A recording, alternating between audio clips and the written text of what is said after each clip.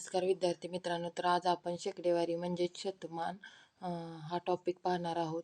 तर आणि त्यातील काही सूत्रे पाहणार आहोत. तर बघा, शतमान म्हणजे काय, तर एखाद्या संख्येचे 100शी असलेले गुणोत्तर म्हणजे शतमान होय. म्हणजेच अपूर्णांकाचा छेद काय असतो, 100 असतो. त्याला काय म्हणायचं, शतमान. मग आता काय आहे, तर शतमानाचं गुणोत्तरात रूपांतर आणि गुणोत्तरात शतमानाचं रूपांतर या दोन टाईप यामध्ये समाविष्ट होतात. तर या अगदी सोप्या टाईप आहे त्या. बघा कशा, 1/20 असा हा एक गुणोत्तर आहे किंवा हा अपूर्णांक आहे. याचं शतमानात कसं रूपांतर करायचं, तर त्याचा छेद 100 आला पाहिजे. यासाठी आपण काय करायचं, कोणत्या तरी संख्येने छेदाला गुणून काय करायचं, छेद 100 आला पाहिजे असं पाहायचं. तर बघा, 20ला छेद 100 येण्यासाठी काय करायला लागते, तर 5नं गुणायला लागते. 20 100. तर आता त्यासाठी मग आपण काय करायचं, अंशाला पण 5नं गुणायचं, छेदाला पण 5नं गुणायचं. म्हणजे ते अपूर्णांक आहे असा राहणार आहे. तर अंशाला 5नं गुणलं, छेदाला 5नं गुणलं, 20 100 आहे असं लिहिलं.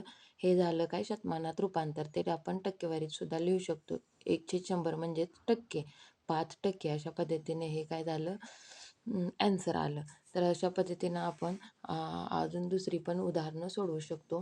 तर हे आपण अपूर्णांकाचं टक्केवारीत रूपांतर बघितलं. ह्याच्या व्हाईस वर्सा काय करू शकतो, टक्केवारीचं अपूर्णांकात रूपांतर 5% दिलं जातं, तर हे उलटं गणित अशा पद्धतीने आपण सोडवू शकतो. तर पहा काय केलेलं आहे, तर इथं 10% आहे.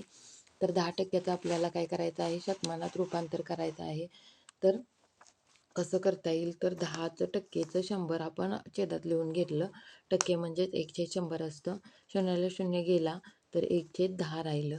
तर हे झालं गुणोत्तरात रूपांतर. अशा पद्धतीनं आपण गणितं सोडवू शकतो. पॉईंटची पण देखील सोडवू शकतो.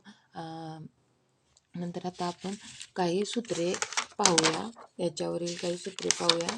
तर पहा, आपल्याला परीक्षेमध्ये हमखास विचारले जाते ही टाईप लेखी गणिताची.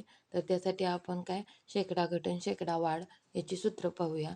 तर शेकडा घट म्हणजे काय, तर त्याच्यासाठी सूत्र आहे शेकडा वाढ अंशात लिहायचं, भागिले 100 अधिक शेकडा वाढ गुणुले 100 अशा पद्धतीने एक सूत्र आहे. त्यानं शेकडा घट निघते. शेकडा वाढीचं सूत्र काय आहे, तर शेकडा घट, आणि घट असेल त्यावेळेला इथं मायनस आहे, 100 मायनस शेकडा घट इंटू 100. तर हे आहे सूत्र. तर अशा पद्धतीने एक एक्झाम्पल जर आपण बघितलं, तर बघा इथं विचारलेलं आहे, साखरेच्या किमतीत 25% वाढ झाली, तर साखरेच्या वापरात किती टक्के घट होईल. तर यासाठी किती टक्के घट म्हणजे शेकडा घटीचं सूत्र वापरायचं आहे. शेकडा वाढ भागिले 100 अधिक शेकडा वाढ अशा पद्धतीने हे सूत्र आहे. त्यामध्ये फक्त शेकडा वाढ कितीनं झाले, 25%नं. 25 फक्त घालायचं आहे सूत्रामध्ये, आणि काय येणार आहे, 25 भागिले 100 अधिक 25 म्हणजेच 125 गुणिले 100 आहे. 25 5 100, 5 राहिलं, 5नं 100ला भागलं तर काय येतं, 5 दुनी 10, 5 0 0 म्हणजे 20 येतं. साखरेच्या वापरात किती झालेलं आहे बघा, इथं दिसलं नाही वाटतं. बघा काय केलेलं आहे, भाकार घालवलेला आहे आणि 20% हे आन्सर आलेलं आहे. शेकडा 20% घट, साखरेच्या वापरात 20% घट होईल. किती टक्के घट होईल विचारलेलं आहे, तर 20% घट होईल अशा पद्धतीने आन्सर आलेला आहे. अजून एक टाईप आहे, ते हमखास विचारले जाते, तर शेकडा उत्तीर्ण विद्यार्थी आणि शेकडा अनुत्तीर्ण विद्यार्थी. तर आता बघा, ही एक टाईप आहे, परीक्षेमध्ये हमखास असतो प्रश्न. उत्तीर्ण विद्यार्थी बरोबर पहिल्या विषयातील उत्तीर्ण विद्यार्थी अधिक दुसऱ्या विषयातील उत्तीर्ण विद्यार्थी मायनस दोन्ही विषयातील उत्तीर्ण विद्यार्थी. अशा पद्धतीने हे सूत्र उत्तीर्ण विद्यार्थ्याचं आहे. आणि शेकडा अनुत्तीर्ण विद्यार्थी विचारले, तर 100 वजा फक्त हे सूत्र वजा करायचं आहे 100मधनं. तर ते एक्स म्हणजे पहिल्या विषयातील उत्तीर्ण विद्यार्थी, वाय म्हणजे दुसऱ्या विषयातील उत्तीर्ण विद्यार्थी, आणि दोन्ही विषयातील उत्तीर्ण विद्यार्थी झेड. हे एक्स प्लस वाय वजा झेड हे सूत्र उत्तीर्ण विद्यार्थ्याचं. शेकडा अनुत्तीर्ण विद्यार्थी म्हणजे काय, 100तनं किती उत्तीर्ण झालेत हे वजा करायचं आहे. पण उत्तीर्ण विद्यार्थ्याचं तुम्हाला हे सूत्र लक्षात ठेवणं गरजेचं आहे. त्यासाठी आपण एक एक्झाम्पल बघूया. एका परीक्षेत 73% विद्यार्थी इतिहास विषयात, 78% विद्यार्थी भूगोल विषयात उत्तीर्ण झालेत, दोन्ही विषयात 70% विद्यार्थी उत्तीर्ण झालेत, तर परीक्षेत किती विद्यार्थी उत्तीर्ण झाले. तर अशा पद्धतीने हे सूत्र तुम्ही काय लक्षात ठेवायचं आहे. तर हेच सूत्र प्रोबॅबिलिटीच्या भाषेत बघा अशा पद्धतीनं होतं, ज्याचा मॅथ्स विषय आहे त्यांना समजतं. तर बघा काय आहे, number of A union B is equal to number of A plus number of B minus number of A intersection B. म्हणजे शेकडा अनुत्तीर्ण विद्यार्थ्याचं हे काय आहे, सूत्र आहे.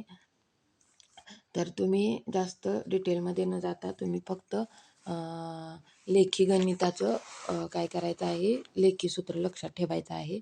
तर ते तुम्ही लक्षात ठेवल्यानंतर शेकडा उत्तीर्ण आणि शेकडा अनुत्तीर्ण विद्यार्थी काढू शकता. तर आता हवे इतिहास विषयात उत्तीर्ण विद्यार्थी म्हणजे 73% दिलेत. भूगोल विषयातील उत्तीर्ण विद्यार्थी वाय 68% दिलेत. दोन्ही विषयात उत्तीर्ण विद्यार्थी झेड 70% दिलेत. शेकडा उत्तीर्ण विद्यार्थी आपल्याला काढायचे तर x plus y minus Z हे सूत्र वापरलं. 73 प्लस 68 मायनस 70, 73 आणि 68 171 आहे, वजा 70 काय झाले 141मधनं 70 गेलं 71 राहिलं. आता हे 71% शेकडा उत्तीर्ण विद्यार्थी झाले. हे जर विचारलं तर आपण ठीक आहे हे आन्सर म्हणून टिक करू शकतो. पण अनुत्तीर्ण विद्यार्थी विचारलं तर ते 100मधनं वजा करायचं आहे. 100 वजा उत्तीर्ण विद्यार्थी केलं 71, तर 29% अनुत्तीर्ण विद्यार्थी आहेत. तर थँक्यू. अशा पद्धतीनं हा एकदम IMP परीक्षेला विचारण्यात आलेला जाणारी टाईप आहे शेकडा उत्तीर्ण आणि शेकडा अनुत्तीर्ण विद्यार्थी. हे तुम्ही करून ठेवायचे आहे. थँक्यू.